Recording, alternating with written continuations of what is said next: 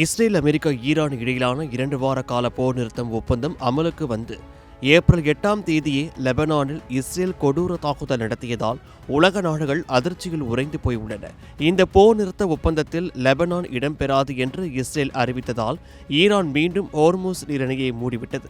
லெபனானில் இஸ்ரேல் நடத்திய கொடூர தாக்குதலில் 250க்கும் மேற்பட்டோர் உயிரிழந்ததாகவும் 1100க்கும் மேற்பட்டோர் காயமடைந்ததாகவும் செய்திகள் வெளியாகியிருக்கின்றன. 10 நிமிட இடைவெளியில் 100க்கும் மேற்பட்ட ஏவுகணைகள் மற்றும் ட்ரோன்கள் லெபனானை தாக்கி இருக்கின்றன.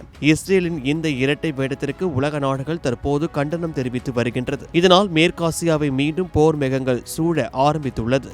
இந்நிலையில் லெபனான் மீதான இஸ்ரேலின் கொடூர தாக்குதலுக்கான காரணம் தற்போது தெரிய வந்துள்ளது. ஈரான் உடனான போர் நிறுத்தம் குறித்து இஸ்ரேலுடன் அமெரிக்க அதிபர் ட்ரம்ப் கலந்து ஆலோசிக்கவில்லையா? ஈரான் உடனான அமெரிக்க பேச்சுவார்த்தைகளில் இஸ்ரேல் முறையாக பங்கேற்காததும் அதன் ஆலோசனையின்றி போர் நிறுத்தம் இறுதி செய்யப்பட்டதும் இஸ்ரேலுக்கு அதிருப்தி அளித்துள்ளதாக வால் ஸ்ட்ரீட் ஜர்னல் செய்தி வெளியிட்டுள்ளது. குறிப்பாக நெதன்யாகு ட்ரம்ப் இடையிலான பனிப்போர்தான் லெபனானை இஸ்ரேல் கொடூரமாக தாக்கியதற்கு முக்கிய காரணம் என்று கூறப்படுகிறது. இதற்கிடையே ஈரான் மீண்டும் ஹோர்முஸ் நீரிணையை மூடிவிட்டதால் உலக நாடுகள் ஒன்றிணைந்து இஸ்ரேல் அமெரிக்காவிற்கு அழுத்தம் கொடுக்கலாம் என்று எதிர்பார்க்கப்படுகிறது.